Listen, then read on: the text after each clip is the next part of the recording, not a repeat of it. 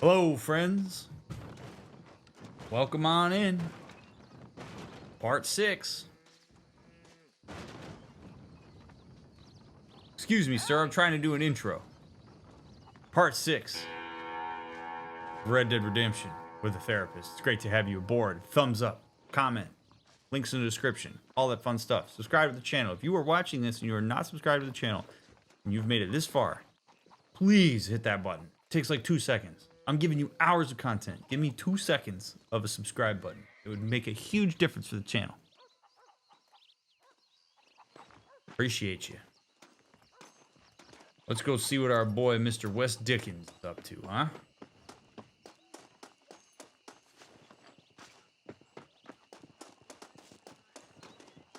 My body is ready.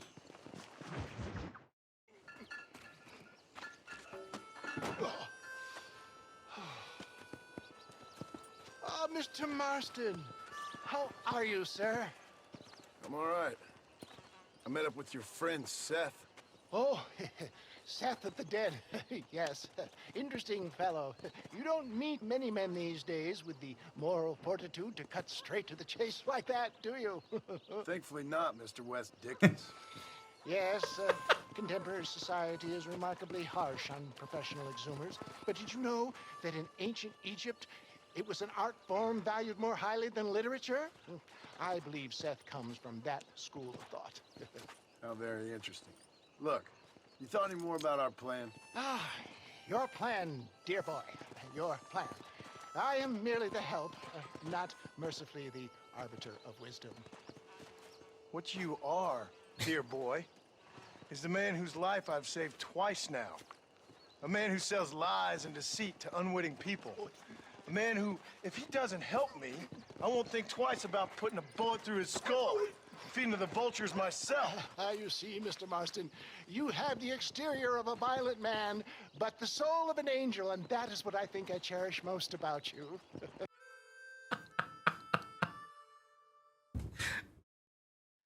It's just, I just love it. I love it so much. It's just, oh man.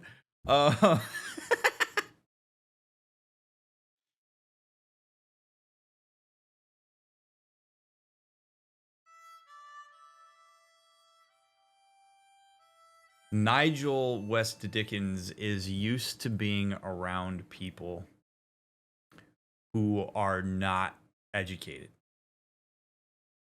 And it shows in the way that he interacts with John.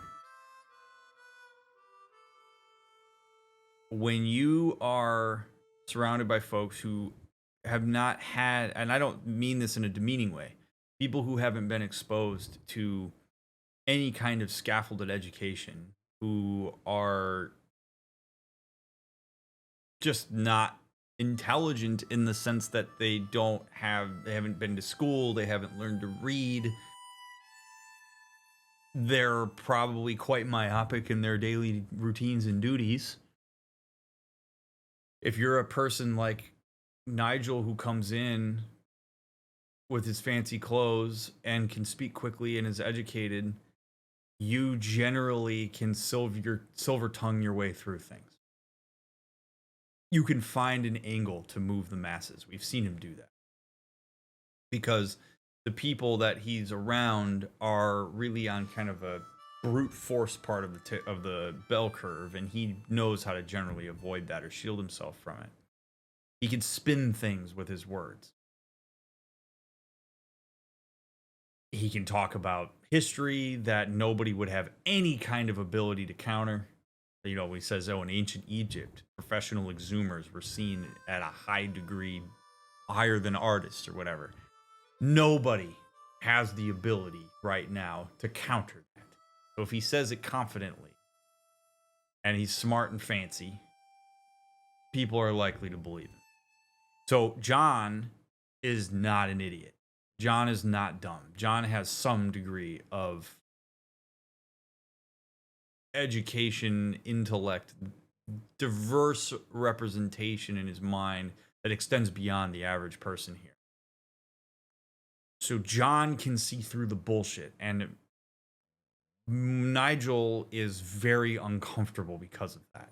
his mannerisms around John are not gregarious and confident. They are one of like, I am trying to do what I can to wiggle my way through this, but you make me nervous because I know that you know enough about my shtick that it won't work on you. So when he starts to say things like, you're violent exterior, but you're a soft heart inside, that's kind of a last ditch effort of trying to throw some degree of like personal insight at John to get him to hopefully soften up and engage with that so that he doesn't come on as strong as he currently is. Like, this is all he's got. Nigel can't fight back. Nigel's not good with a gun. Nigel doesn't have much power when he engages with John, and he knows that. And he's using what he knows to do with the 95% of everybody else he comes across to try to get out of the situation. And it doesn't really work. But you get a lot of, this is why I believe observation is so powerful when you're watching people interact instead of just overly inserting yourself into things, because if you observe stuff like this, you can see these pattern disruptions. You learn more about a person when you see how they react in these types of situations, if you're willing to look between the lines on it. Nigel's completely thrown off, not because John is an outlaw or dangerous. He's thrown off because John's smart. He can't pull the wool over his eyes, and he's uncomfortable and off his game as a result of that. So he's resorting to Hail Marys in the only way he knows how. That's what I thought. But before we can attend to your particular problems, we need some extra lubricant to oil the machinery of business. And this being America, that lubricant with which we concern ourselves is money. Money? What are you talking about? Oh, we need weapons. Armor plate for the wagon, extra hands, and I need some danger money. So, let's sell some more of these cures. Sell cures? Around here? I just want to make another note of just the incredible quality of this game that was made in 2010. Rockstar did not need to animate the bottles in the way that they did here. And they absolutely did. And to me, this is akin to the flip-flops that Michael's wearing in Grand Theft Auto 5. All of those bottles are like autonomously swaying the way that they would. And it's just awesome. It's the kind of thing that like you look at and you're just like, okay. But like in 2010, it's really good shit. I mean, that's really good stuff. The small little details like that make for such a engaging environment is incredible. You want to see me lynched? Oh, no, the sport of kings. Racing, my friend. The sport of kings. A noble activity without reproach. Exactly the kind of activity where a lying, cheating degenerate like myself can prosper. But come. Nigel West Dickens is also smart. John put it out there. I don't buy your shit. I know you're a con man, whatever. The best thing that Nigel can do is acknowledge that reality to John. Nigel's intelligent enough to acknowledge something like that to him. Basically, like, yeah, this is where a place like a lying, cheating idiot like myself can hang out and be fine. Because that connects him to John. It will endear him more to John. Because if he keeps putting on this facade that John can see right through, that's going to hurt their relationship. It will lead more to distance. Distance means that a person like John is far more likely to cause harm to him. So it's a really nice move on his part to just acknowledge the reality of the situation when John's already named it, rather than try to keep it up. It's subtle, happens very quickly in the language there, but big deal.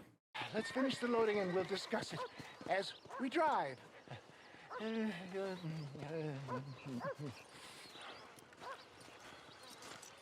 Now, sir, to gap tooth breach.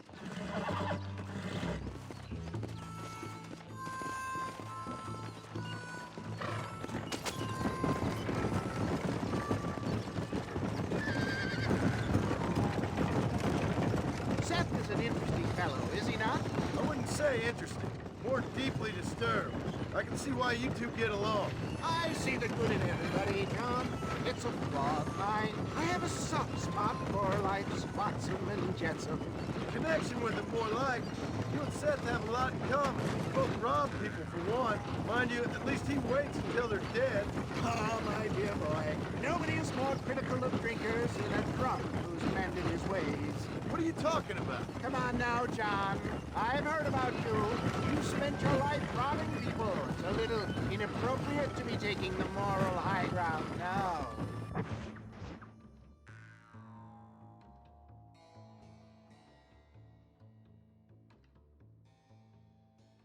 He makes a good point.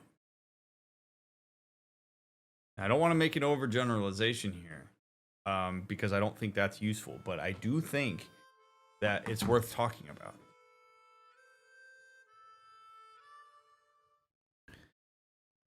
And this is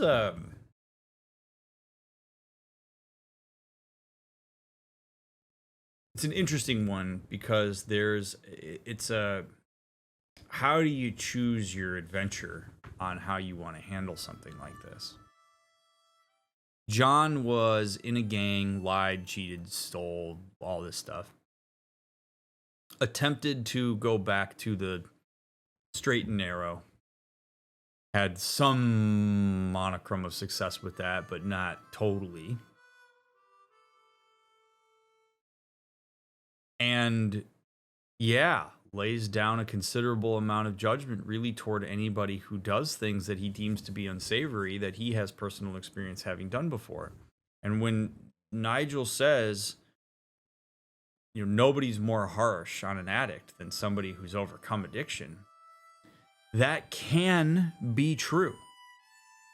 That's not always true. Sometimes the most empathic person toward an addict is a person who's been an addict. But why might it be that a person who has overcome something is more harsh towards somebody who's struggling with something?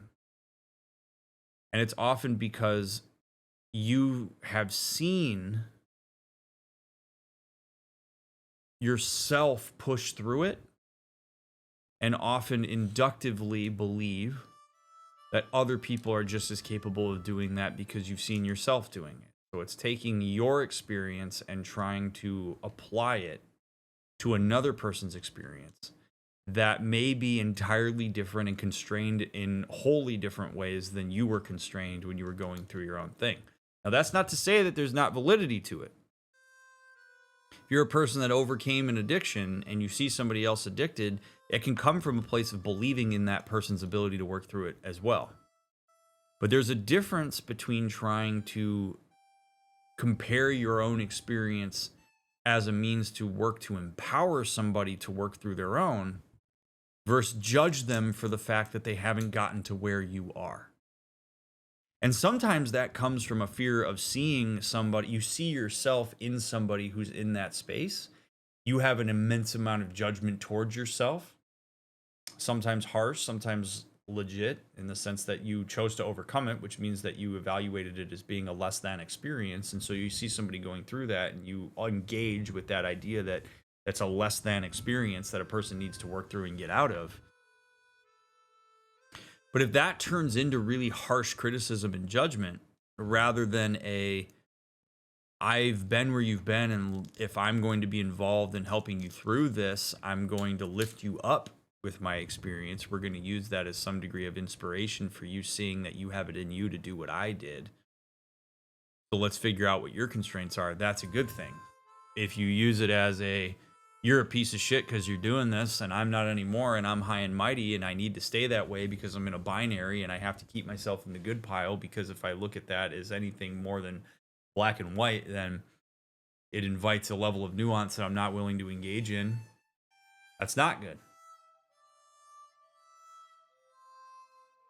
Unfortunately, what often happens when people work through things that they deem to not be good, whether it's addiction or whatever, is one of the first steps, or one of the earlier steps to recovering from that thing, is creating a polarity to it.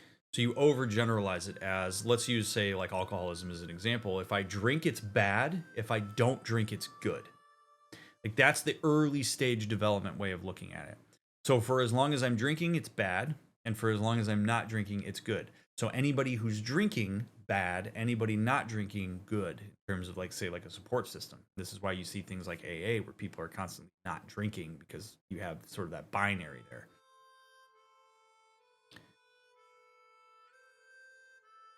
However, if you want to get to a more advanced stage of development that allows you to more, I think, allows you to better engage with the humans around you, is you have to move away from that binary. Doesn't mean that you start drinking again. You could go the rest of your life without drinking. Some may be able to invite moderation into their life in a more controlled way, and that's perfectly okay. The whole idea of, like, once an alcoholic, always an alcoholic is a bit too oversimplified. But if you invite in the idea that, like, not all drinking is bad, not all not drinking is good, that there is a really expansive gray area here, and there's a lot of connection to be made with people in that gray space, you are more likely to engage folks with compassion and empathy than you are this binary judgment that exists as part of your early stage development of working through something that's harsh for you. But very interesting comment that he makes there. And I think there's some validity to it. Like, John seems to sit a bit in that binary. And if he does that while ignoring his continued involvement in some not so great deeds, that's extra bad. But interesting stuff there. I had the courtesy to put a gun in their face. Whatever helps you sleep easily at night. We stole from those who had too much. Yeah, so there he is, right? Like John, and this is what happens. This is. I'm going to spend some time on this because I believe that this is at the core, often, of where people reach impasses on things when they've had somewhat similar experiences. Your story for why you've done the things you've done will always be more nuanced than anybody else's of what you've done will be. Because you have the entire history. You have the full context. You know the reasons and justifications for the things you did at the time you did them better than anybody else. So when John is held a bit accountable here to him being a bandit, a gang member, whatever, John has a whole list of justifications available and ready to go that diminish the bad in that. We only stole from people who deserved it and had the means. We were just trying to survive, etc., etc. All the things that at the time the gang told themselves were legitimate reasons to continue doing what they were doing. Some of them reasons that Dutch, and I do not use this word lightly, gaslit them into believing they were working toward.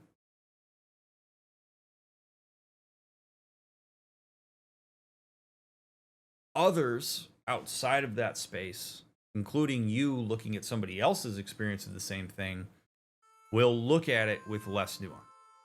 We will default often to looking at these things with judgment because we have a lack of information and context around why people did the thing they do. This is why I talk so often about engaging people with curiosity instead of engaging them with judgment, because curiosity opens the gates to you getting a bit more information about why people do the things they do. It's not to say that you can't challenge these things. Just because John has this whole, like, we stole from people who deserved it thing doesn't mean that the impact of that shouldn't be challenged. Like Nigel could say, you realize that you just have a whole list of qualifiers for justifying something that if you saw somebody else doing, you would engage with judgment. You do realize you're doing that, right? But you're trying to save face by presenting your context into whatever judgment you think I'm casting on you. And now we're in this really abstract, weird space, interpersonal.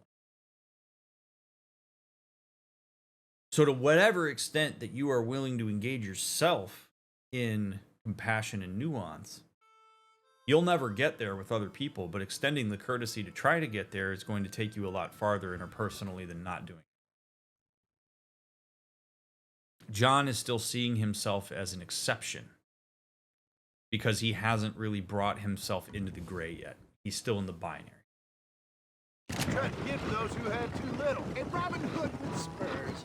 Oh, romantic. You expect me to believe that poppycock? Maybe I'll have the good fortune to be able to leave my nefarious life behind one day and work on the government's dime. Don't talk about things you don't understand. It's almost like I know what I'm talking about. That's it right there. Everything I just talked about right there in that interaction. And you're seeing tension between the two of them as a result of it. John doesn't extend much curiosity toward Nigel, so he doesn't really understand why Nigel does what he does. Nigel doesn't have the opportunity to engage vulnerably with it. Nigel holds John accountable to some extent via an oversimplified version of what he believes John is doing without the engaging the nuance that John is trying to bring.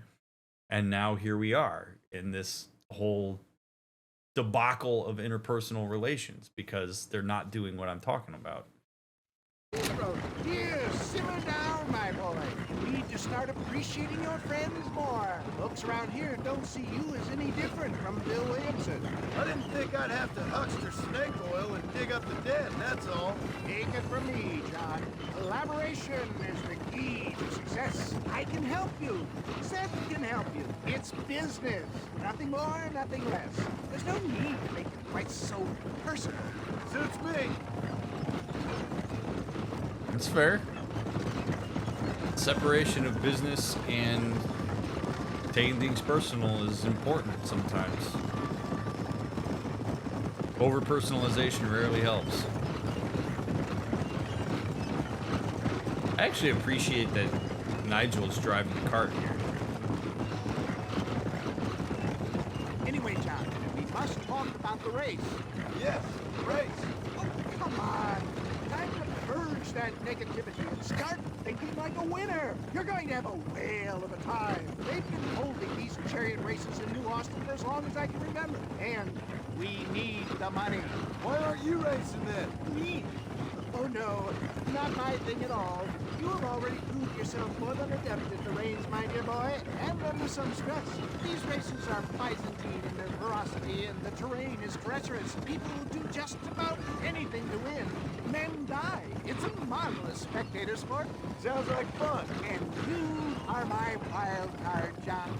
They won't be expecting you. So what's your role in all this? Think of me as your spiritual guide. Do I have to? You are a free man, of course, but I strongly recommend it. Imagine, just for today, you are not an aging bounty hunter, and I am not an avant-garde business pioneer. An avant-garde No, business sir. pioneer. Today, we are gladiators. Motivation, dear boy. I'm definitely feeling motivated to get the hell out of here.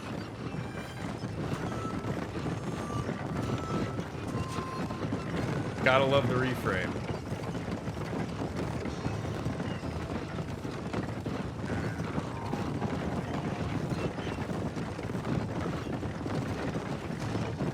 Ah, this is so gorgeous.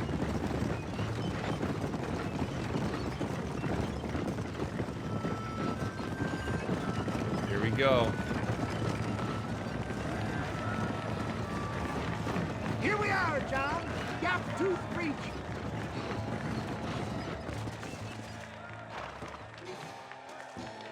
And I gotta start in last place, Mario Kart style.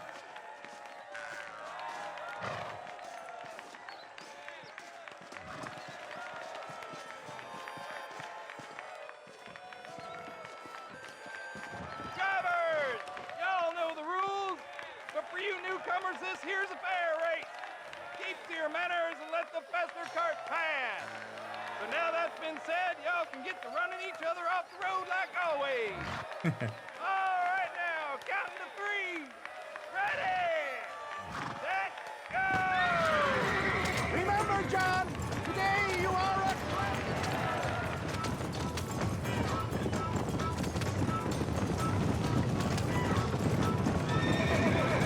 out of the way. This is how it's done.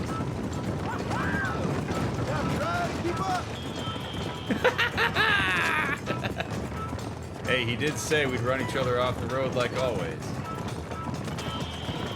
That was really good, man. Caused that pile up right there. Huge. Bit of water, Bill.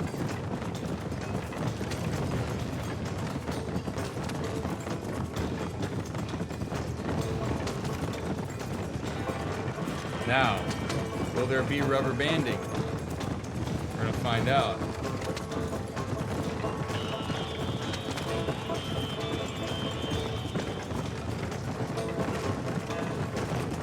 Oh, baby.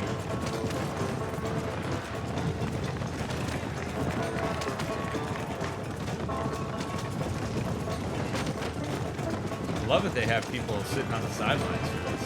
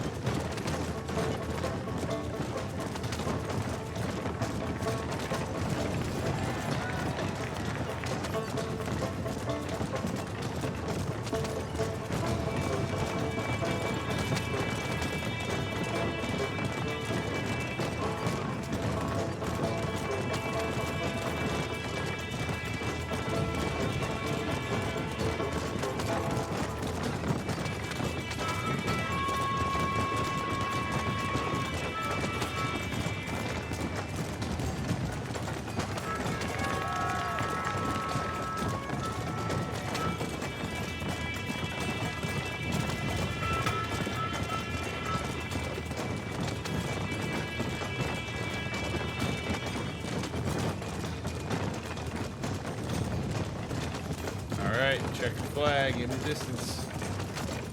One guy might catch up. Let's go, horse. Come on. You got this. Beautiful.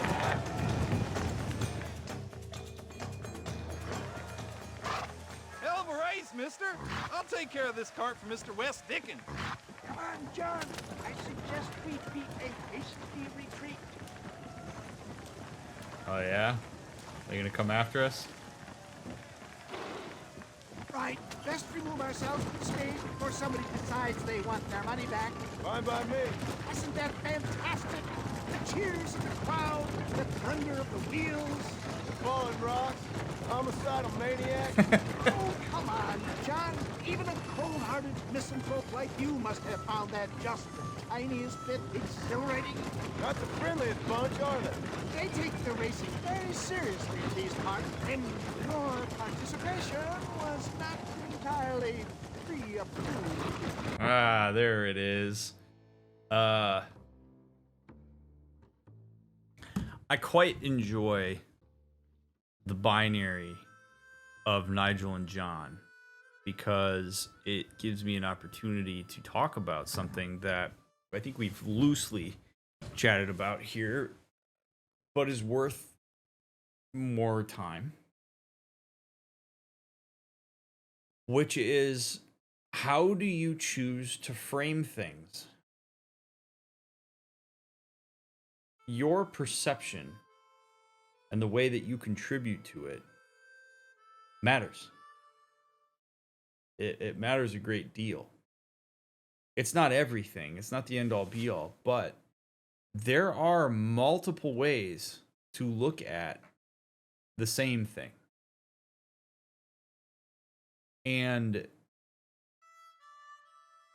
when you start to view your general orientation to things as inevitable and unwavering, you will inadvertently lock yourself into something you don't need to lock yourself into. So, this race, the perspective that Nigel chooses to take on this race is that it is exhilarating, it is good sport, it is a worthwhile endeavor, it's invigorating, it's a challenge, it's to be celebrated. How cool. He's like finding the intrigue in it. John, on the other hand, is choosing to see the danger in it, the perhaps, I don't know, the unimportance of it, the absurdity of it. Oversimplified, we might say that Nigel is seeing the positive and John is seeing the negative. I don't think that's inherently a problem here. However, if John notices that in general he experiences pretty significant malaise about just about anything he comes across, that the world at large is this awful, cold, there to make your life miserable place, there's a good chance that John is actively participating in holding that perspective in his own mind. If any time John is presented with something, he chooses to find the worst in it, and I use the word choose very specifically here, because you don't have to choose to find the negative in everything. You might intrusively have it pop into your mind every once in a while, but you don't have to only indulge the negatives in things. If he chooses to do that over and over and over again, he's going to contribute to his own sense of malaise.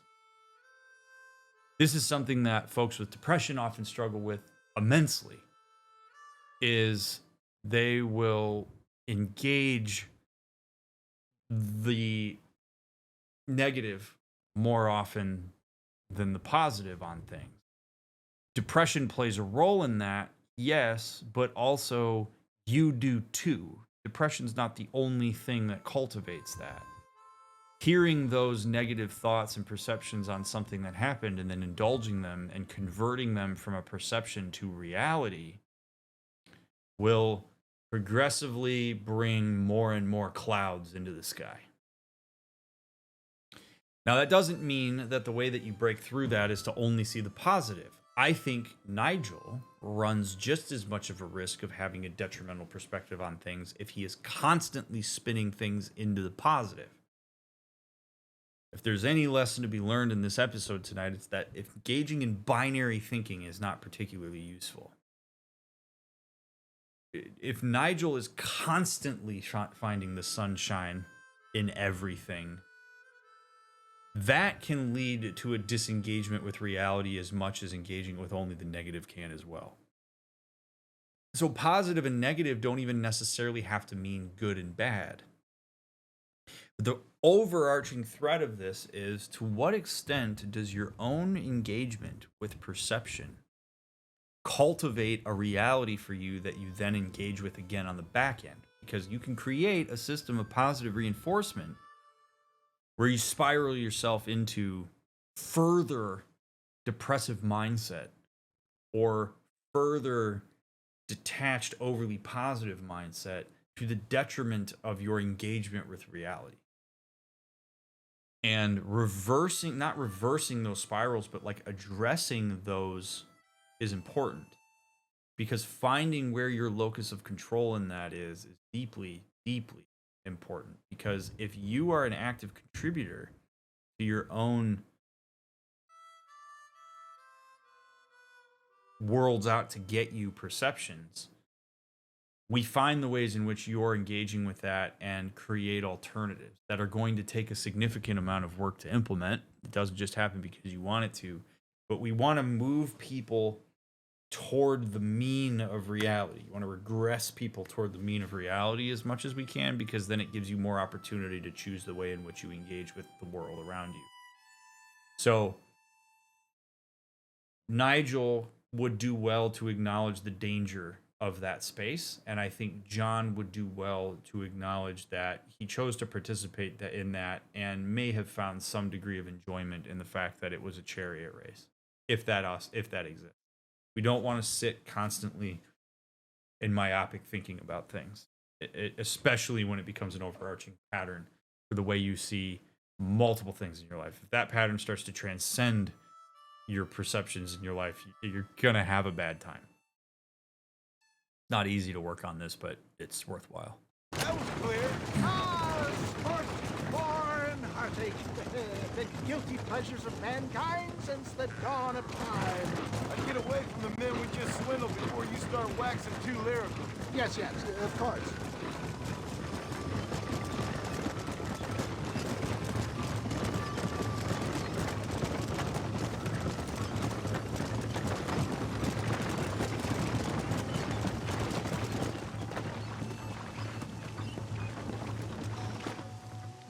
Well done, sir. Well done. Having you as a ringer has netted us a fine profit. We seem to be wasting time, old man. Oh, patience, my friend. The Trojan horse cannot run before it can walk, if you'll forgive the metaphor.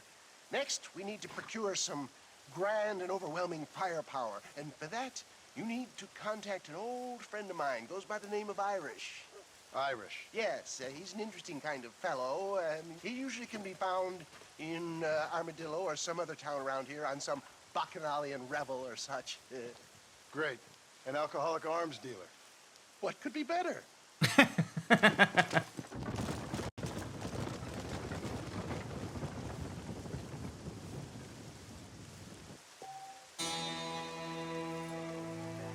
What I do love about their dynamic, though, is that each of them, in their own way, does to an extent acknowledge the reality of their world. Like, does acknowledge it. John acknowledges it in a more melancholic way. Nigel engages it in a more gregarious and upbeat way. John sees alcoholic arms dealer and goes, of course it is. Great. Nigel sees it and goes, of course it is. Yeah, that's the time we live in, my boy.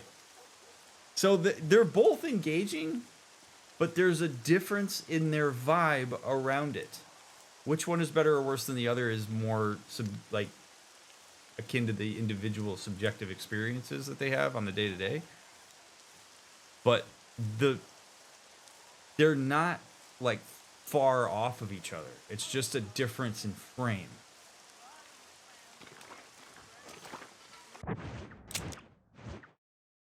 It's great. So good. All right, is that woman sitting outside the church? Oops, Seth's there again, though. Irish is in Armadillo. Nigel West Dickens is down here. I mean, Nigel is... Let's keep going with Mr. West Dickens. Stagecoach is the safest way to travel around these parts.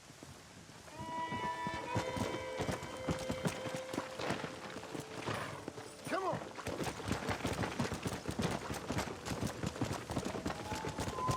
Oh, the last thing I'll say about this is that, okay, well, why would John choose to frame things one way and why would Nigel choose to frame them another way?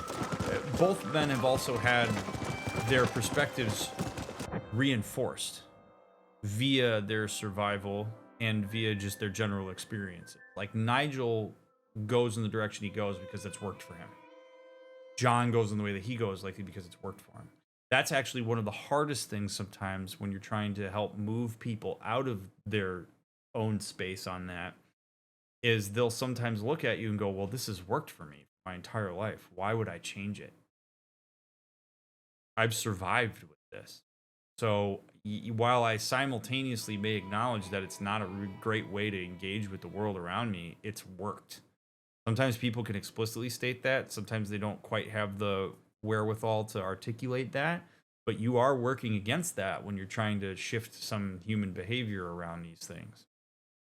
Like, well, me having a general eye looking around the corner, I've survived because of it. When I see the worst in things, I'm prepared in a way I wouldn't otherwise be. When I'm super positive and see everything as an opportunity, doors have opened for me. People will have reinforcement justifications for why they engage in the unhealthy patterns they engage in. The gang in this area has stolen a safe from the bank in Armadillo. Rescue the safe from the gang and return it for a reward? You fat brain sons of bitches, and y'all lost your dad. Mister, these fellers robbed a bank in Armadillo. I've been tracking them ever since. I'm a bit outnumbered. Would you mind lending your gun? Walton game. Follow me this way! I don't want to die out Angry here. right now!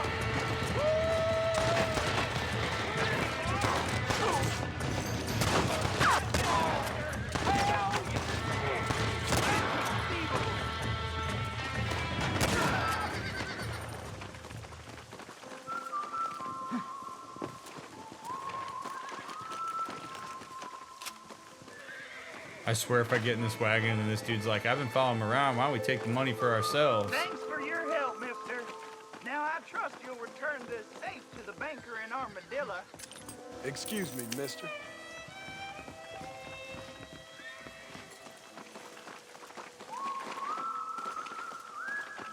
Also love that I just take this guy's word for it. He must be telling the truth. Like, what if these guys are some private holding company and they were actually contracted from the town of Armadillo to repair the safe or crack it or something like that, and I just wiped them all out because this one guy on the side of the road told me they stole it.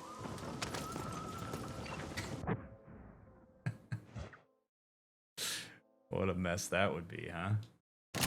What a long ride. Guess you'll have to wait, Mr. West Dickens.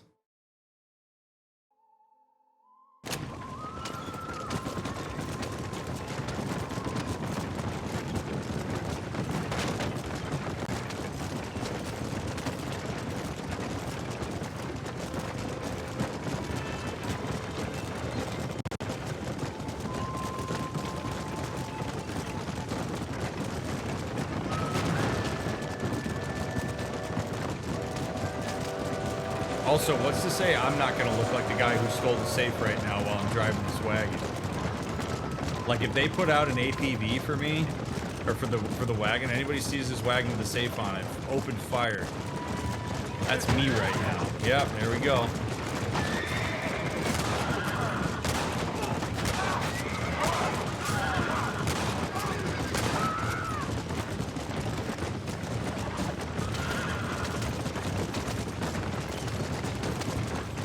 Look at that.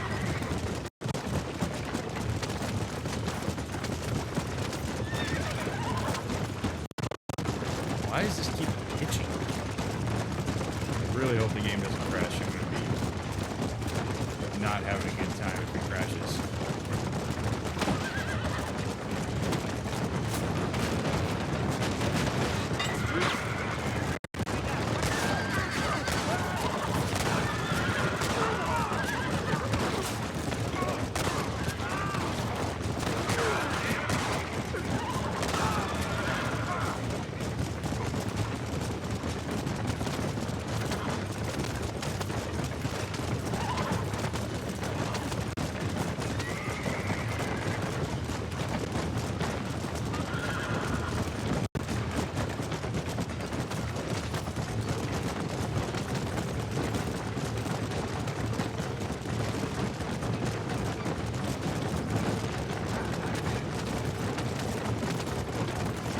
How did these guys even get the safe onto the wagon?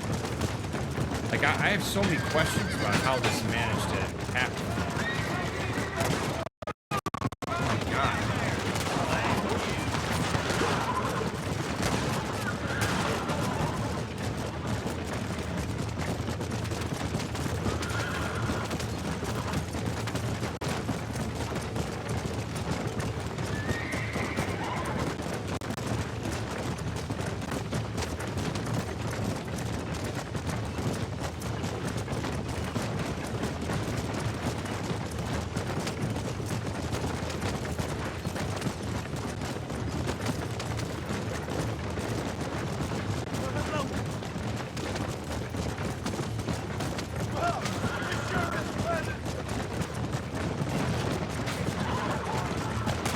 Shoot a bird? Come on.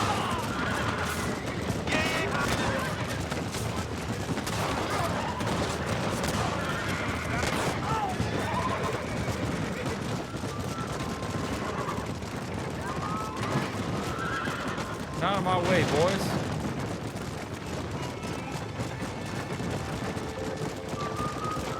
Excuse me, sir.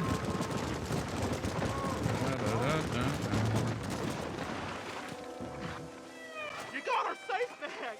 I never thought I'd see that again. I cannot thank you enough, sir.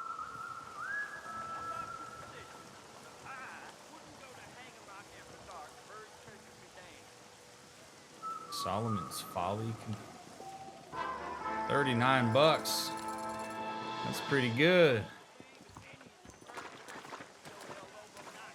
Go take a little nap at my house. Just so I have it saved. Because this is not good.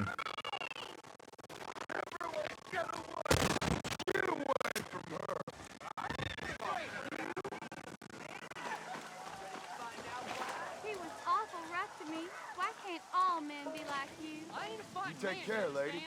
There might not be anyone around next time.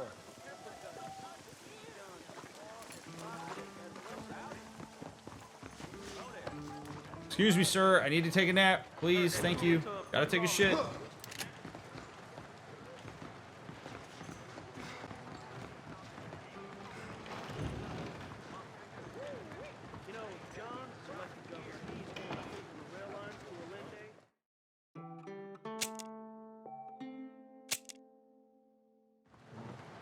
All right, good.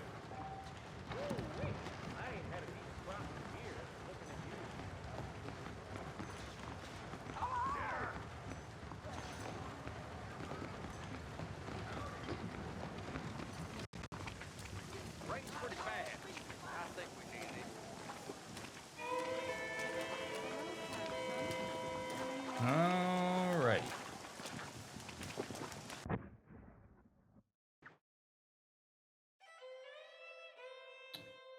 Well,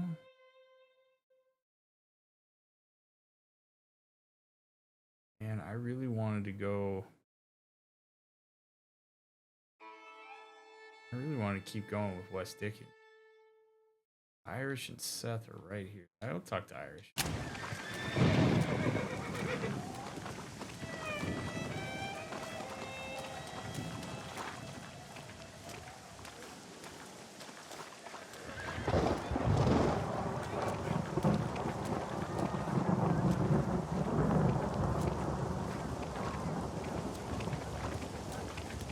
What a vibe right now, walking through this town while it's raining.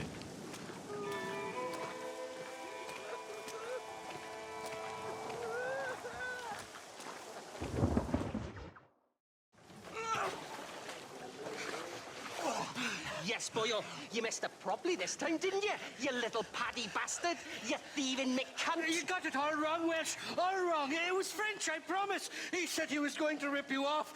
Now he's ripping me off. Here, keep on talking there, Irish. In about 15 more seconds, your whole world's gonna turn black. What's up, boys? Fuck off, boyo. This don't concern you. When a man with a sing-song voice tells me to fuck off, it always concerns me, boyo. Look here, this petty bastard stole our guns, tried to steal our horses. Law's clear on the matter. I never stole nothing, sir. Never did. Not in all my life. That French cunt is playing with the Welshman's tiny and ineffective mind. Push your mind. Anyway, you all got horses now. No one needs to die. Leave him be. Who do you think you are, boyo? The bloody cavalry? Your voice is really starting to get on my nerves, boyo. And you're getting on my nerves. Yeah. This is what...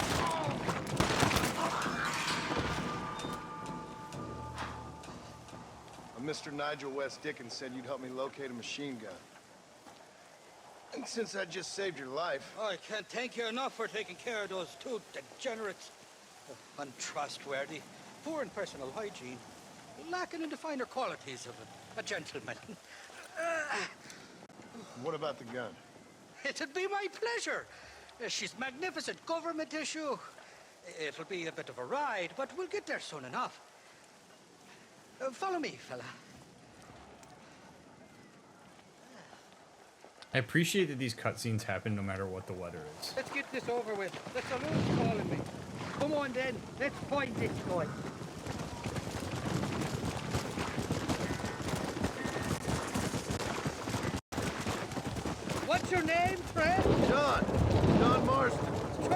you came along, fella. I thought I drunk me last breakfast there for a second. Who were those fine specimens of humanity? They was my only friends in the world. And boy, am I glad to see them bastards dead. We all met on the boat over a few years back, we did. Thick as thieves ever since, and that right there was the problem. Is it normal for friends in Europe to drown each other? Never trust a Welshman, my pa always told me. And he got his throat slit, so he should know. The kind of fellows who will steal an acorn from a blind sow and then kick her for squealing. And as for that French bot, He didn't sound very French. well, he sure speaks English, funny. Not for now. The thieving bastards are holed up at the cabin by the lake. Can't wait to see the look on their faces when we blast in there. They'll be more surprised than a slut dog with their first porcupine. You best not be lying to me. Listen, fella, I didn't ask for your help back there. I don't owe you nothing. He's not wrong. I'll decide what you do and don't owe me. I've had enough of your overly aggressive manner, fella. You don't know who you're dealing with here. Irish, I've met enough men like you to last me a lifetime. Yeah, I mean, it is true. Like, just because something's important to John and he's involved a person in what's important to him doesn't mean that that person has to agree to go along with it. Like, yeah, Irish is 100% right. I appreciate that you saved my life. I didn't ask you to. So don't make it my problem. He's not wrong. I didn't ask you to do X thing for me. You did it for me. It's cool that you did it. I can appreciate it. But if I didn't ask for it,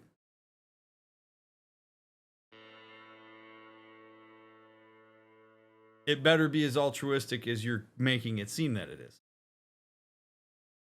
If you're going to do something for me without my request and attach strings to it, no thanks. I'd rather you not done it. Like, that's admittedly a personal pet peeve of mine, is when people do things like that. But the point really stands here that, like, if you're going to go out of your way to do something for somebody unrequested by that person, then you don't really get to dictate the terms around that. Because that person didn't ask you to do it. So if you hold the door open for somebody and then you expect that they're going to do something for you in return, that's not the reason you hold the door open for somebody. It's a non-consensual quid pro quo. So Irish being frustrated with John around this is perfectly legitimate.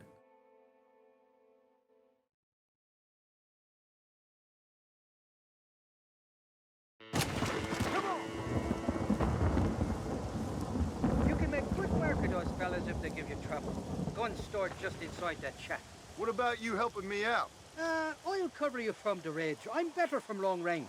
It'll be a piece of cake, fella. Trust me.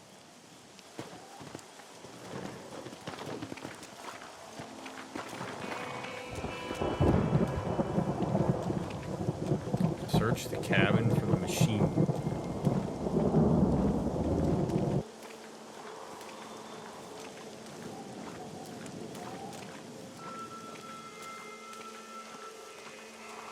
Lake Don Julio. Howdy, friends. Are you deaf or playing dumb? Get the hell out of here! You fight like a Pyro, thank you for God the 4 damn it! months. I'll kill you, you son of a bitch! Let's get on down this way.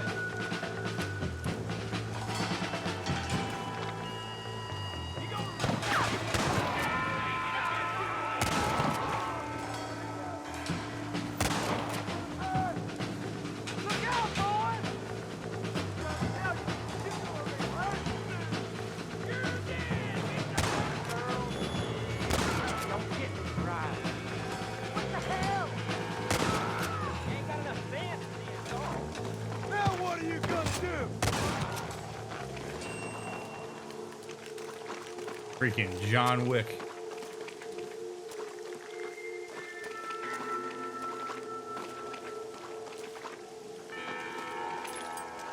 What have you got for me?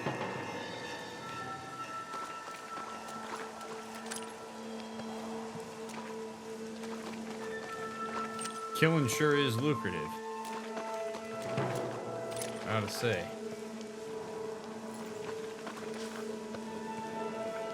Die, you son of a bitch! Hot damn!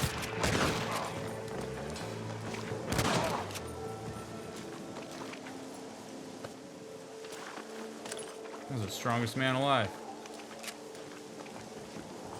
Quintus, thanks for the 53 months. It's not here. Look at that guy. lying sack of shit.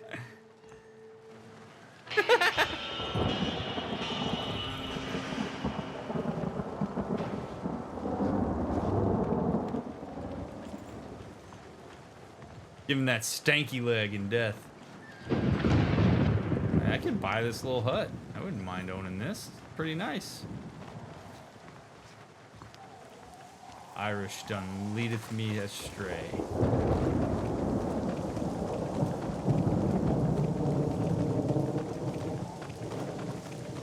Over at old Lake Don Julio.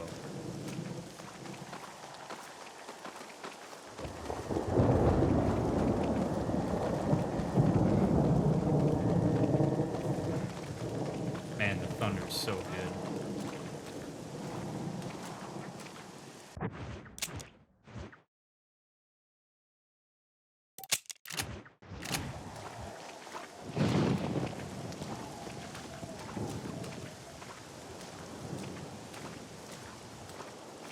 What a vibe.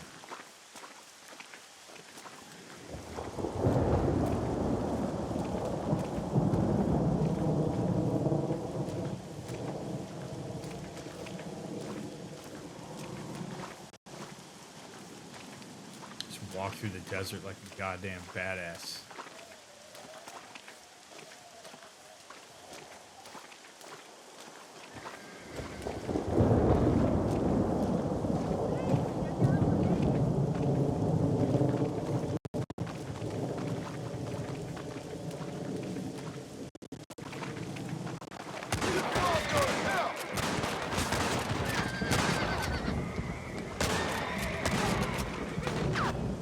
You ain't gonna win this! If you was alive, this would be adultery.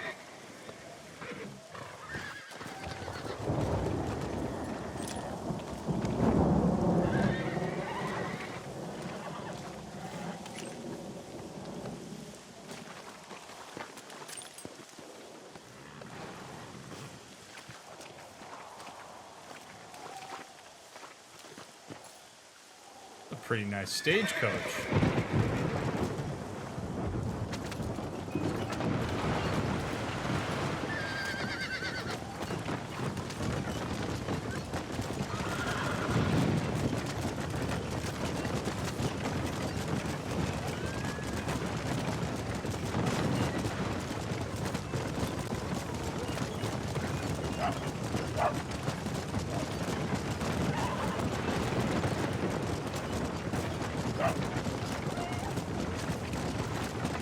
I wonder how Bonnie's doing. I'd like to check in on her at some point.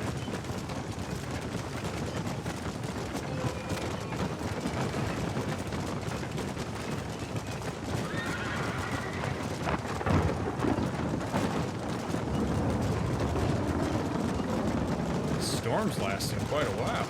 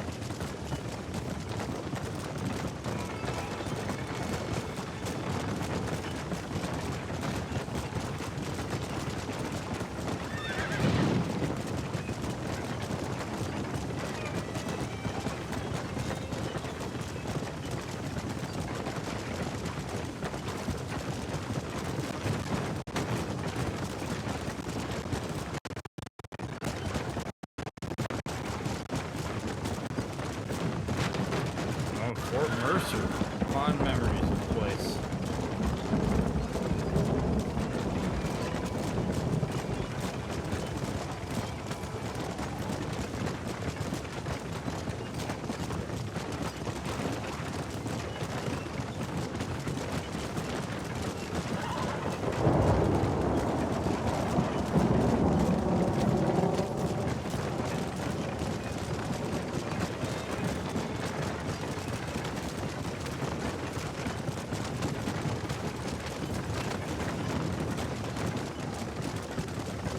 Off-roading. Damn, he's a lot farther away than I thought.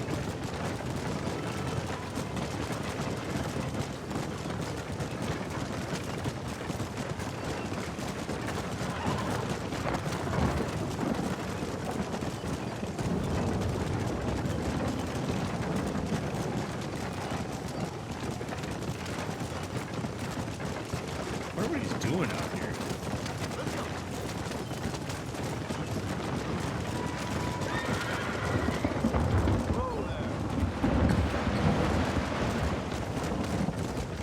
What do we have here?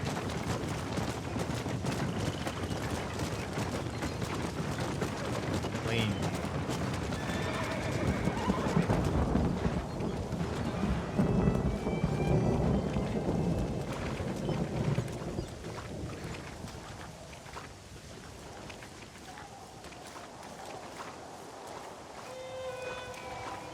Come back between 5 a.m. and 10 p.m. Almost 4 a.m. Guess it wouldn't hurt to look around the town for a little bit here.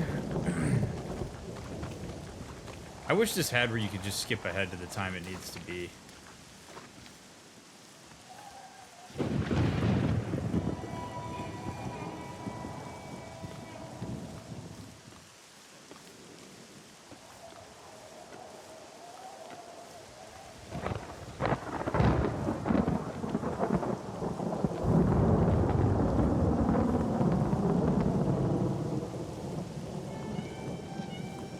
Kind of nice though. Use this as an opportunity to say how much I appreciate y'all being here. Thanks for taking the time to engage with this series, and with any of the other video series you've engaged with. Grateful for your presence. Thanks for thumbs ups in the comments and stuff like that. It's a lot of fun playing these games. It's even more fun playing these games with all of you engaging with it. So your time's a valuable thing, so you spend it with me, that's cool. Thank you.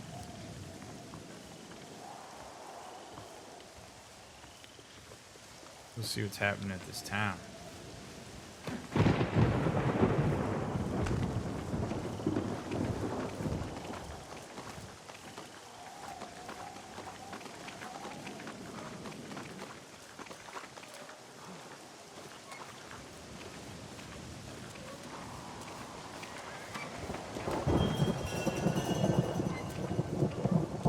Howdy, partner. Y'all got any poker around these parts in Plainview?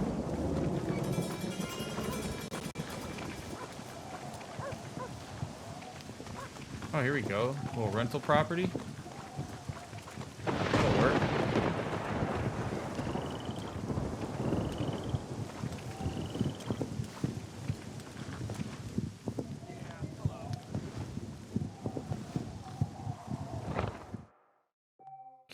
Take a little siesta here.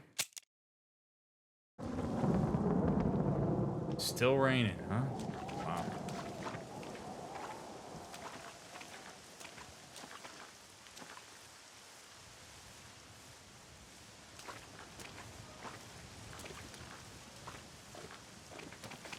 Oof. Just mattresses on the ground.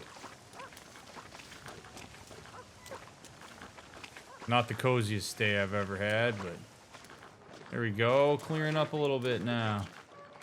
Howdy, sir. Good morning.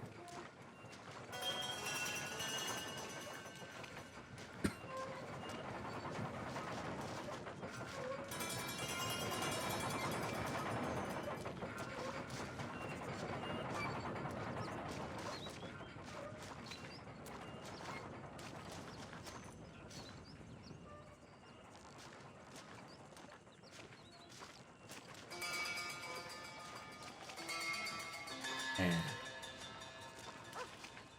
Really does feel like the Wild West. What are y'all doing over here? What you got going on?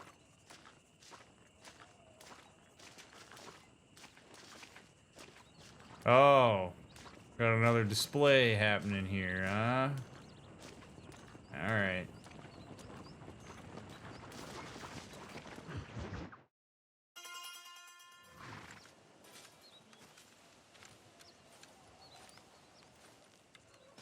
Mr. Marston, sir. John Marston. It's ripping Mr. darts. Marston, don't be so childish. Come on, sir, I implore you.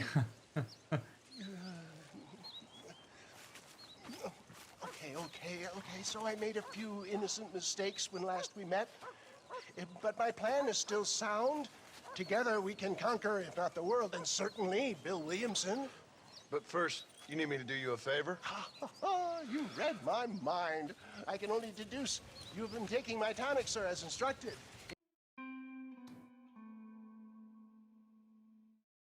Very difficult. Because John...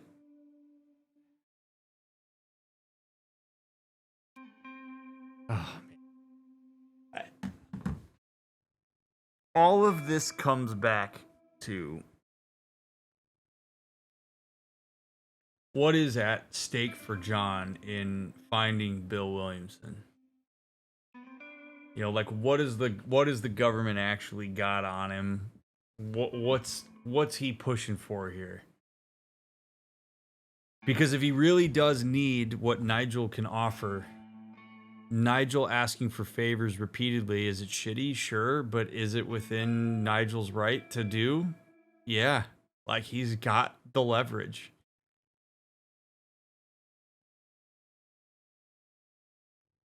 John is in a position where he has to decide, based on all the past interactions I've had with Mr. West Dickens, is this worth my time? Does this actually feel like it's pushing me in a direction I want to go? John doesn't have to say yes here. The alternative to saying yes here might be an immense amount of work, trying to find somebody else who may be able to provide what Mr. West Dickens can provide, or perhaps you're able to call his bluff by basically being like, you need me more than I need you. Good luck finding somebody who's willing to do what I'm willing to do. No, you need to show me that you're willing to help me with something before we can make this any kind of business arrangement. Like, John could set some boundaries here. I think it would actually be smart of him to do it. If John just resists verbally, but then continues to just do things anyway, his verbal frustrations mean nothing. Like, John can be as exasperated as he wants. If he says yes regardless, that's all that matters. And Nigel will take advantage of it if he's able. That's why lip service doesn't do anything. A boundary is not a boundary unless you enforce it. You can complain all you want, but if you still do it, you still did it. You can give the most ordinary of intelligences a remarkable insight. I'll give you insight. I'll show you what your guts look like. Please, sir, this show... Right. Idle threat. It's an idle threat. It doesn't do John any good to kill Nigel, and Nigel knows that. You have two smart people engaging with each other here. That's what's so funny to me, is like, you have smart people having dumb interactions because they're doing this game of chicken that's really unnecessary. This is nothing short of embarrassing. Think for a moment, sir. Think. I'm thinking about how much of my time you're wasting. Sir, I am about to do something which I greatly discourage in all wise and rational men. A selfless act for you. But, sir, before I act selflessly, allow me to act selfishly and sell some of my wares. Fair enough. Oh, good, sir. Come, and let's go visit some of our fine friends. He's good. I mean, I keep going back to this. He's good. He knows what he's doing. The thing is like, John, the only thing you got to do to hook John is empathize. That's all you got to do. All you got to do is confirm John's suspicions and then make a request, and he'll do it. That's a pattern that absolutely exists. And Nigel, it's happened at least twice now for Nigel, where he goes, all right, yeah, I'm a piece of shit. Let me do something selfless, but let me do selfish first. And then it confirms John's mindset, confirms his perception. And then John basically has this like, well, hey, all right, you get it. At least you get it. All right, now I'll help.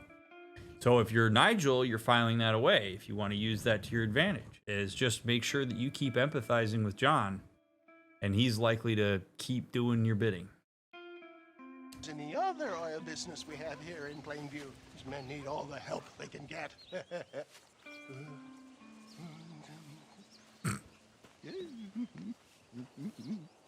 I want to meet whomever it was at Rockstar that designed Nigel West Dickens. I want to know everything about the thought process of how he was crafted, because I love him so much.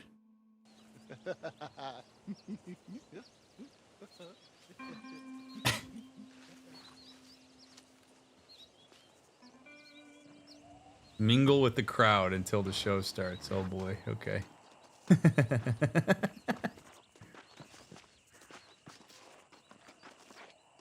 Ladies and gentlemen, gather round, gather round. My friends, are you ready to change your lives forever? I have something truly extraordinary to show you today. A medical breakthrough from the East. The result of years of scientific research.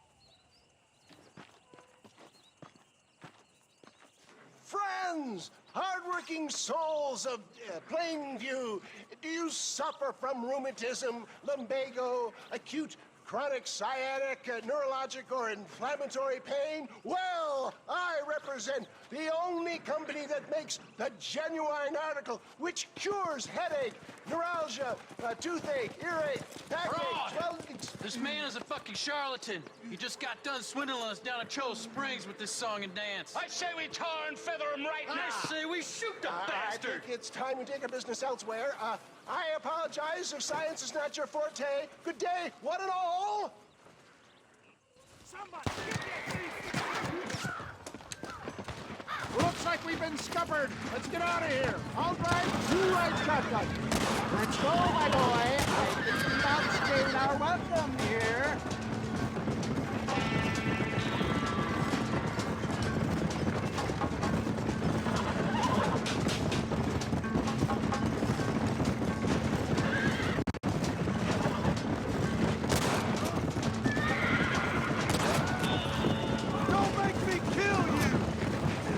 Oh god, that guy getting dragged by his horse. Holy shit. Oh no, Nigel lost his hat.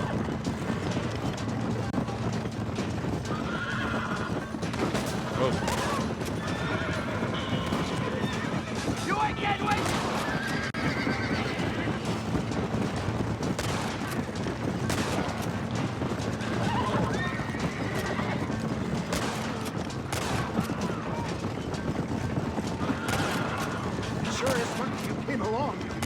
Lucky for who?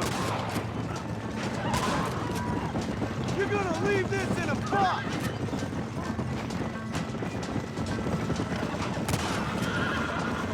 Well, it looks like the global expansion of your West Dickens elixir might have come a crop. Nonsense. Just another bump on science's rocky road. How passionate must these people be that they're willing to chase a carriage where the guy sitting shotgun is picking people off like they're nothing? Like, I had to turn around, all right, this ain't worth it. That dude's not worth my time. Like, it was crazy. That's how much these guys hate Nigel, that they're willing to come after him like this. I think who's Pasteur have to deal with this shit? Ignorant hillbillies. I don't know. I'd say they're pretty astute. Good job. Look to the front, John.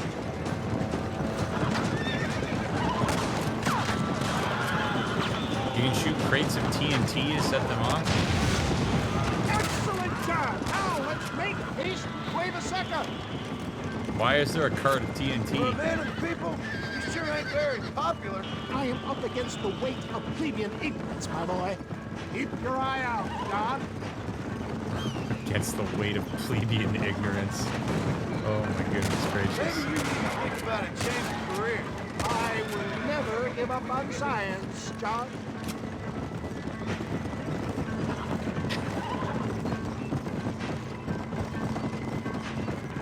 How can these people harbor such bitterness? Well, I ain't surprised. That tonic I drank at Ridgewood went through me like a dose of salt.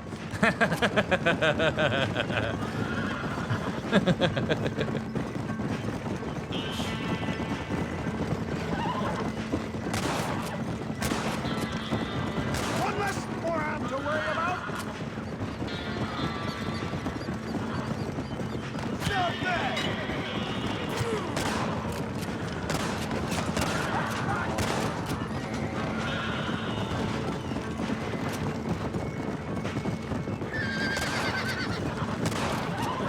Good shot. Taylor, I'm not sure we're out of the woods yet.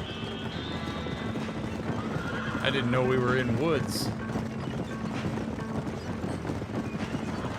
Mr. West Dickens, it seems you took a shot to the shoulder blade, my dear boy. Oh my god. Holy shit.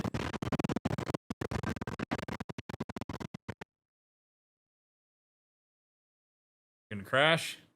Finally gonna happen? I muted it so that you don't have to hear the hitching.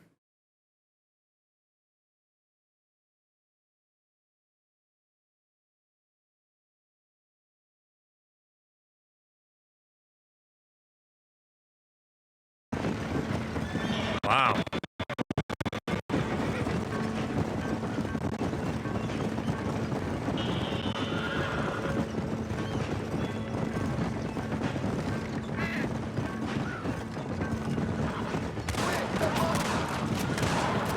Dude, we have killed an outrageous amount of people on this journey.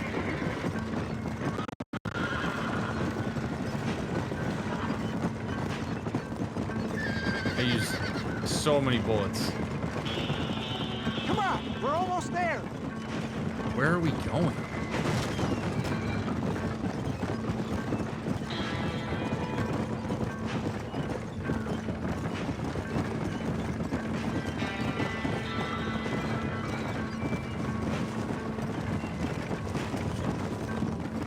Cueva Seca. Well, that was a little hairy. Thank you, my dear boy. You saved the day again.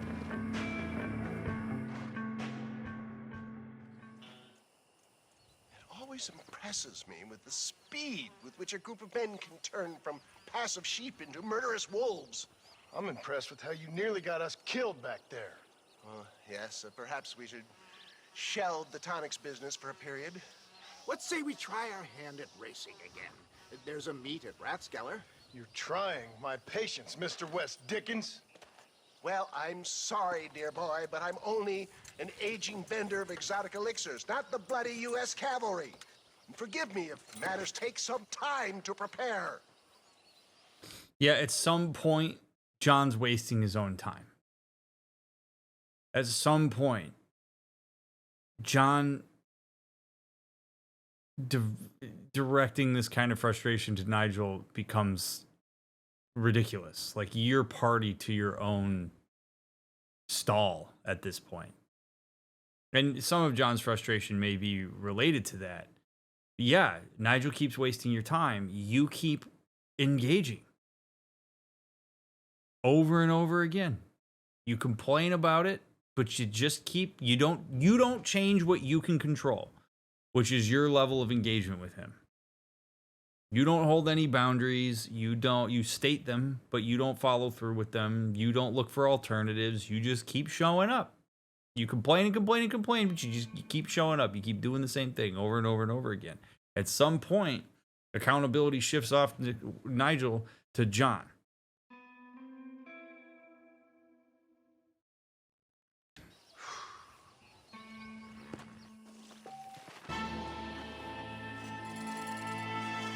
$25 for all that, huh?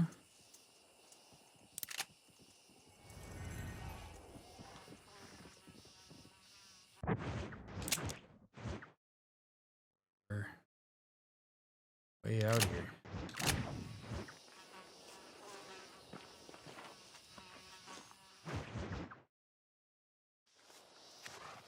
Mr. West Dickens! Ah, Mr. Marston. How wonderful to see you, sir. How wonderful. Are we ready then? Yes, sir. Nearly, sir. Very nearly, sir. I just need some cash to get some extra hardware fitted to my old Trojan horse here. You what? Never mind, sir. I can only presume that you have not enjoyed the benefits of a classical education, so I will not take umbrage if some of my illusions sail over your head, sir. I won't pretend to understand you, but I will endeavor to make you understand me. Either we do this right now, or I put a bullet in you and get on with my day.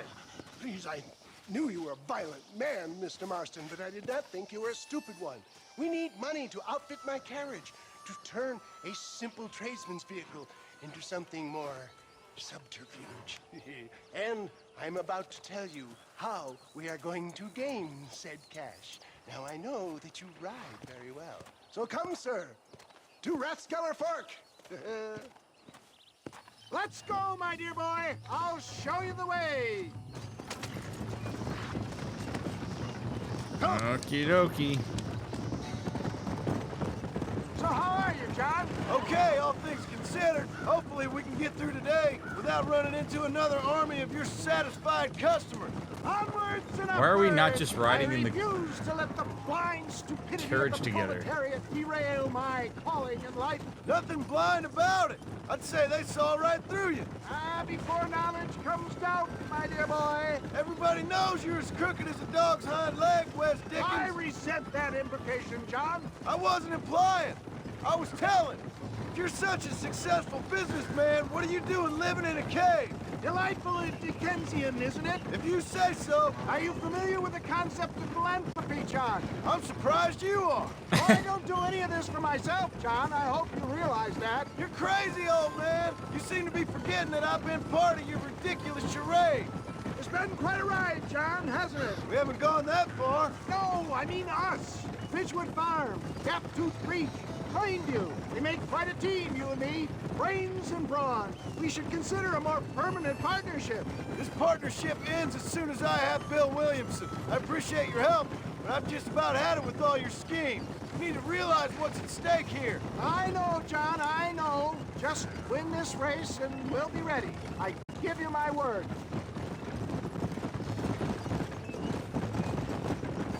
There it is, John. Rathskeller Fork. Okie dokie.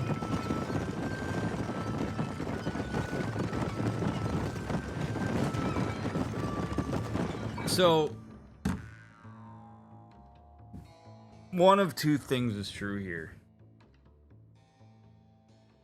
Either West Dickens actually believes what he's saying to John, or he is so far cost sunk that he just keeps choosing to engage his narrative instead of the reality that John is aware of and continuously exposes.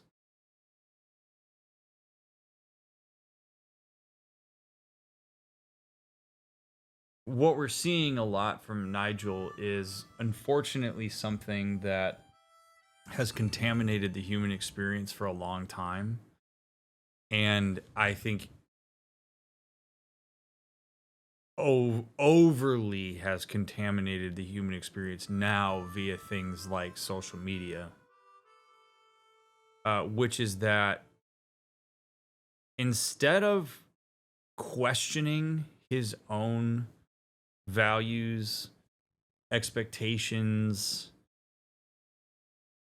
reality, I shouldn't say reality, perceptions, Nigel just keeps doubling down on his story. That the reason that people come after him for the elixir is not because they've discovered the con. It's because they're idiots. Because they don't understand. It's because they don't value science. He assimilates every experience into his reality that he's constructed.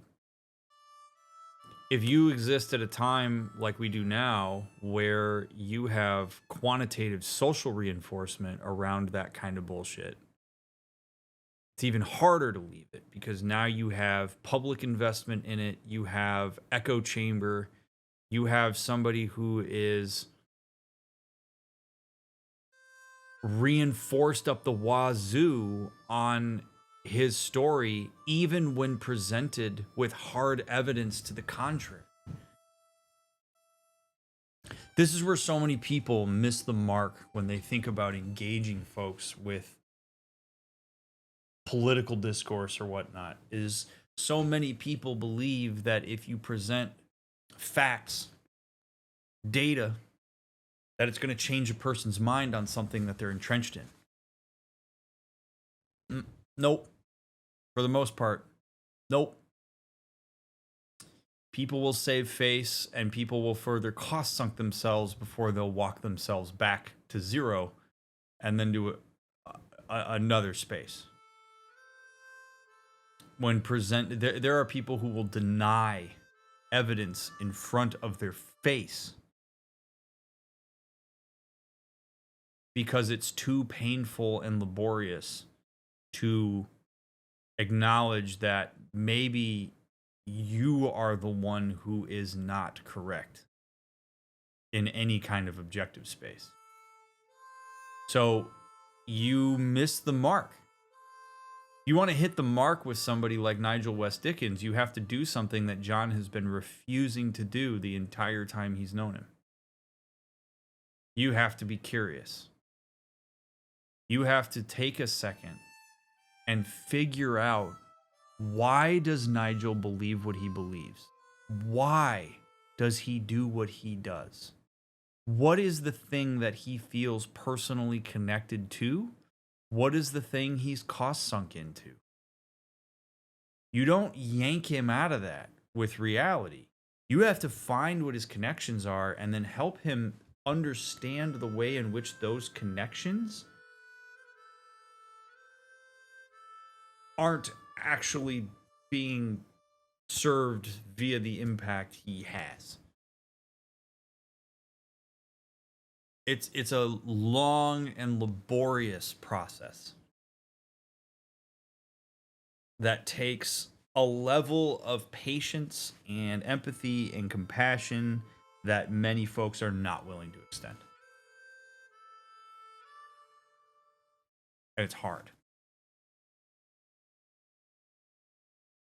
You have Nigel is one person that exists mostly in isolation that still doubles down. Imagine if Nigel had a Twitter following of 675,000 people that praise his elixir.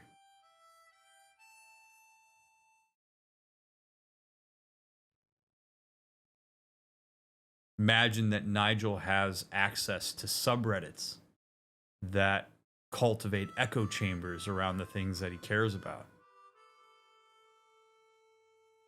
Very, very easy for people to compile data to confirm their bias rather than question it.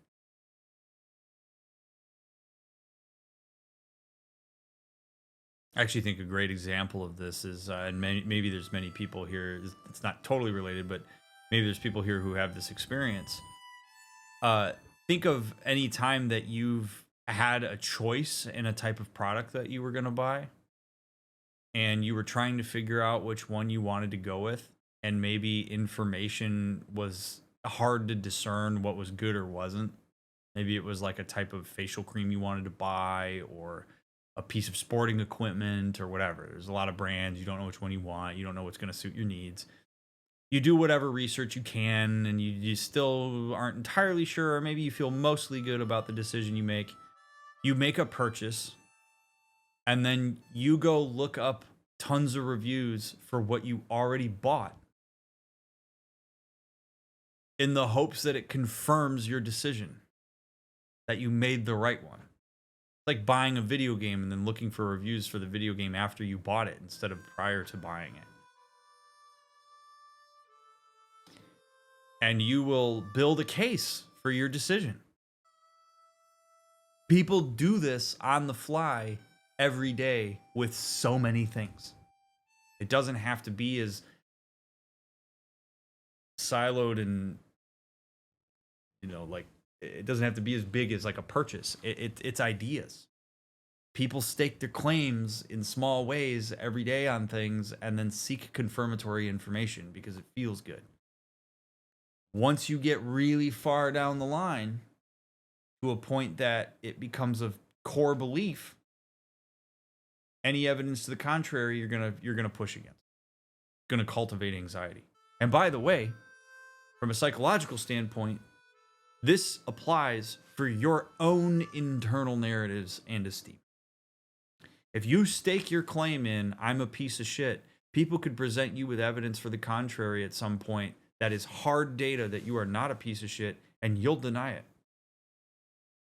You'll find a way to skirt around it, make an excuse for why that isn't actually applicable to who you are. This bleeds into so many things, including our sense of self. Important to be mindful of it. It's not something that no, you can't prevent it entirely. You can't. Nobody can. But understanding the process is a good thing, because then when you notice that you're into it, you have a bit of a meta understanding of what's going on, and you can push to do something differently or handle it differently.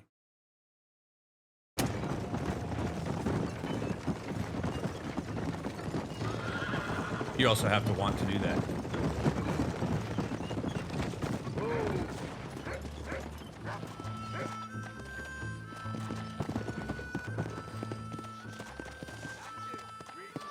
Is this a horse race or a carriage race?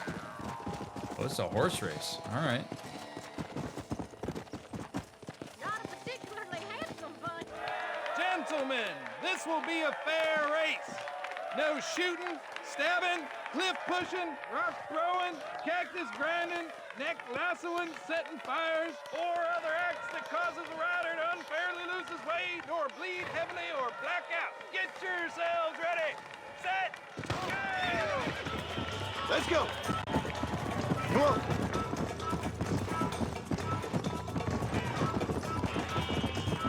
All right, something tells me this one's going to be a little tougher.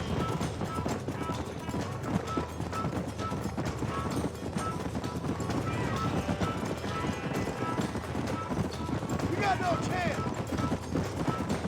Come on. Come on.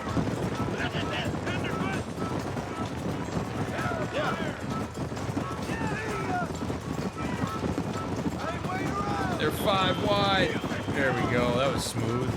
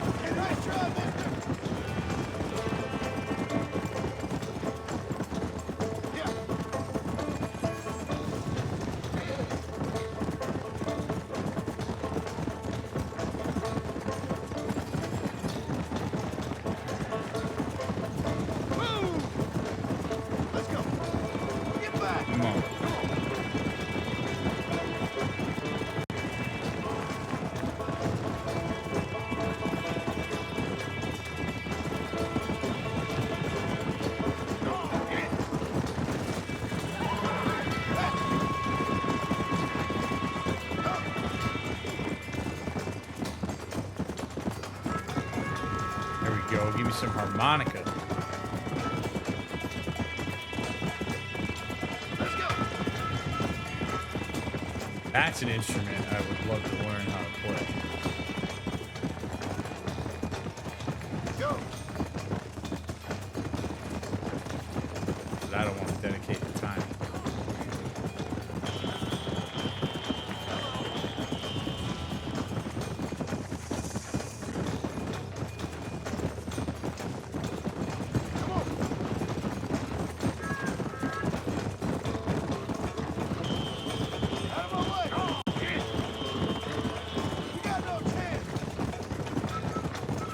goddamn, I better win this because I do not want to do this again. Come on, come on. Come on.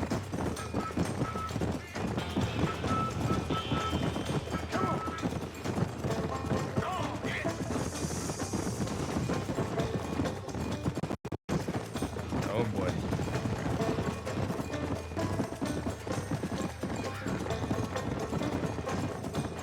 Let's go. Thank God. He came, he saw, he conquered. What a fantastic spectacle, John. Let's take a moment to bask in the glory of our victory. Have we got enough money now? All right. Yes, once Seth and Irish have furnished their side of the bargain, I think we should be ready. Quite a team we've assembled, don't you think? A bunco, a grave robber, and a drunk.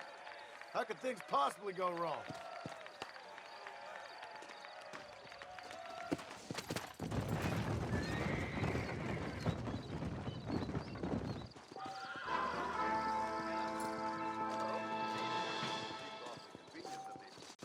You're now somewhat known around the frontier.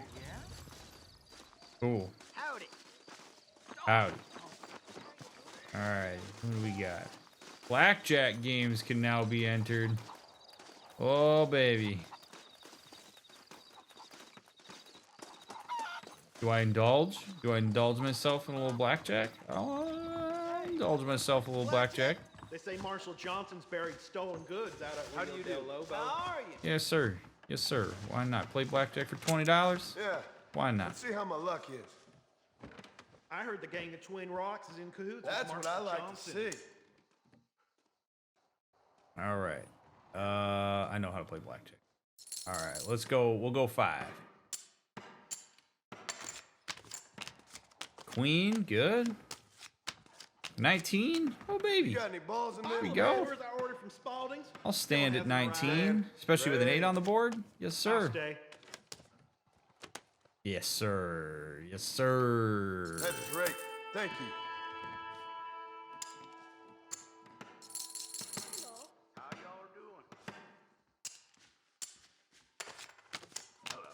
All right. For those who don't know how blackjack works, I'm experienced enough to know when you to stay. play against the dealer. You don't play against other people on the table. The idea is that you want to get 21 if you can, or as close to 21 as possible. You need to get a higher number than the dealer. However, if you go over 21, you bust and you lose automatically. Living it up with You the receive other 2 crooks. cards at deal. The dealer has 1 card down and 1 card up. All face cards, so Jack, Queen, King, are worth 10, and Ace is worth 1 or 11. If you get a face like a 10 and an Ace on your hand, you get a Blackjack, and you automatically win an amount, and that depends on by casino. But the idea here is you either hit, which means give me another card, or you stay, which means that you keep what you have. If you tie the dealer, you get your money back. The dealer has to hit soft a certain number. A lot of casinos do soft 17, which means that if the dealer, when they flip their second card over, has a 16 or under, they have to hit. So the idea here is that you want to make as calculated of a decision as you can based on what you see from the dealer about whether you want to hit or stay. So the guy over here on the left has an 18. I have 20. And the guy on the right has a 13. The dealer is showing 10. So there are more 10s in the deck than any other number. So your likelihood of flipping a 10 is proportionately higher than getting any other card. So the dealer right now, by having a 10, is in a really strong position, because if the dealer flips a face card or a 10, they're going to have 20, and if you have less than 20, if you have less than the dealer, you lose. So if you have less than the dealer, or if you go over 21, you lose. So this guy's sitting in 18. You don't want to hit because you would either need a 2 or a 3 or an ace. That's the only 3 types of cards that you could get that's going to help you here. You're best staying at 18. Me being at 20 with the dealer showing 10, I'm staying. You stay on 20 basically always. What I could do if I wanted to, let's say the dealer is sitting on like a 3 or a 6 would be the most ideal. I could split my face cards and play 2 hands against the dealer, because if I feel like I have a strong hand, I might be able to double up and play both hands, and then I can hit on each face card. I'm just going to stay here because of the dealer showing 10. The guy on the right showing 13 has to decide, do I want to basically hope that the dealer flips anything from 6 and under and then busts out and then I can win with a 13, or do I want to hit and hope that I don't get a 9 or a 10?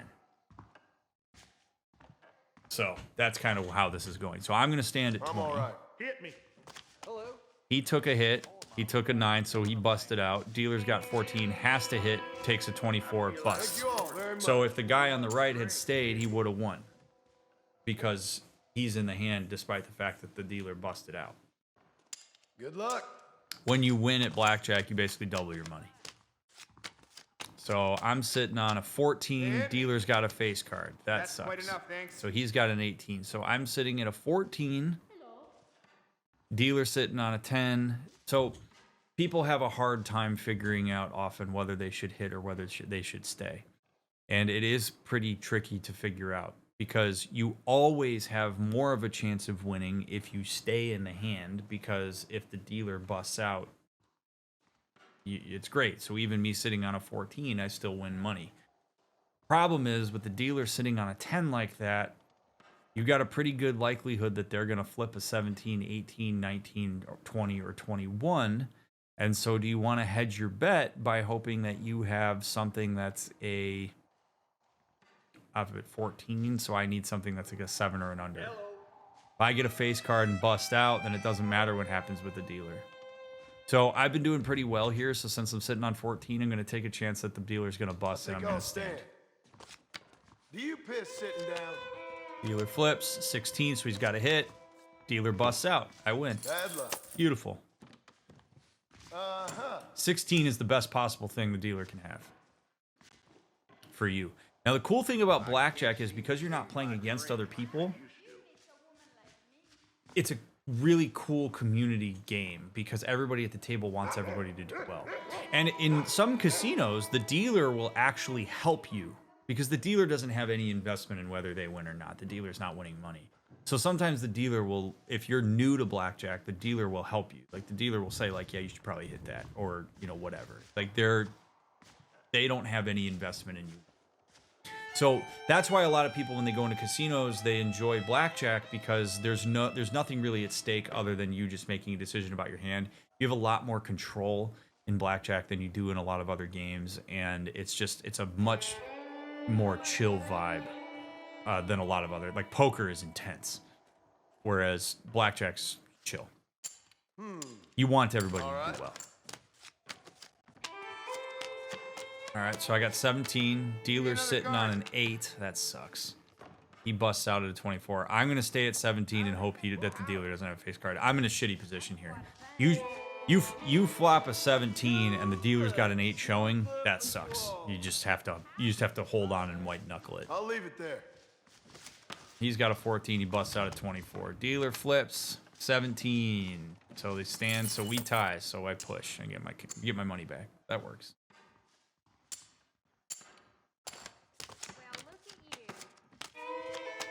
All right. Oh, 12's the worst. Oh, and the dealer's sitting on an ace? Sorry, I ain't that kind of feller no more. Okay, so if the dealer ever has an ace face up, you can actually play for insurance. So if you put an insurance bet in, it basically means that if the dealer has a blackjack, they'll flip it, and then your insurance bet is basically for you to keep some of your money back. The dealer, after getting an ace, has to, if it's a 10, they have to flip it. If the dealer doesn't flip it, then that means that they for sure do not have a 21, which then you can make a decision off what you want to do here. I am not going to place an insurance bet. I generally don't do insurance bets. My wife would kill me. Dealer does not have a blackjack. All right, so the dealer doesn't have a 10. The dealer could have a 9, but now that I'm sitting at a 12, and I know that the dealer's not sitting on a... With Marshall Johnson. I'm gonna stand at 12. Stand. I'm game. Hit me. Stay. Goodbye now. So 17. Oh man, that Christ's sucks. sakes. That sucks. Let's clean this dealer out. Oh man.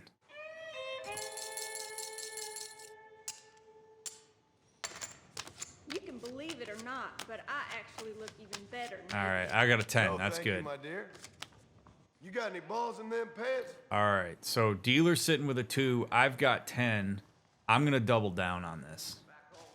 I think I'll have to double down. Dealer flips me with a Oh, really? 15. Yeah, I remember Come on, be a that 12. from Oh, when I 6, first made it up. 10, 7. Oh. The dealer gets an ace there? Are you kidding me? Dude, the amount of times that happens is crazy too. Like the amount of times that the dealer getting an ace there gave him a 17. He gets a face card, it's a 26, and he busts out. That sucks. I got a 14 while he's showing a 4. I'm gonna stand. Give me another. Oh no, I didn't want to hit. Okay, wow, I hit the wrong button. All right, I'll stand at I 18. think I'll stand. Oh, that sucks. Sorry, ma'am, I'm married. 14, 24, busts out, get my money back. Yeah, All that's right. true. I was just telling my friends about it the other day. He said, All right, one more hand. business opportunity. Didn't I tell you 9, about that last week? 11. Oh baby, and he's showing a 10. Busts out with 26. I'll double down on this. Give me a face card so I can get a blackjack. Double down. Yes. Come on, live Yes. Yes. That's what I like to Yes. see. Yes. Leaving on that. Thank you. Leaving and on good that. night. Yes, sir. Good night. Good night. Good night. Yes, indeed. Yes, indeed. I love it. Leave while you're ahead. Ain't chasing losses. Purchase for $100? Yeah, why not? I just want a boatload of money in blackjack. I got a bathtub in this one? Hell yeah. Gotta know when to walk away. Know when to run. Alright, friends. That concludes part 6. Thank you so much for taking the time to hang out with me while we play through this fabulous game. I hope you enjoyed yourselves as much as I enjoyed myself. Do leave a thumbs up, leave a comment down below, follow the links in the description, all that stuff. If there's something that stands out that I said that you want to comment on, I always love reading the comments. I don't respond to all of them, but I do read all of them, so, you know, love to see what you have to say. If you financially support these streams in any kind of way, whether it's through listening to my music, whether it's through buying merch, being a YouTube member, sending a tip or whatever, please know that it makes a huge difference. It helps me pay my editor and covers some other expenses that I have that are stream related. So thank you very much for your financial support. More than anything though, I appreciate your presence and your subscriptions. That matters more than anything else on YouTube. So thank you for that. If you're binging, I'll see you right here in the next episode. If you're waiting for the next one to come out, we'll get it out as soon as we can. Appreciate you, Adder. See you in the next one.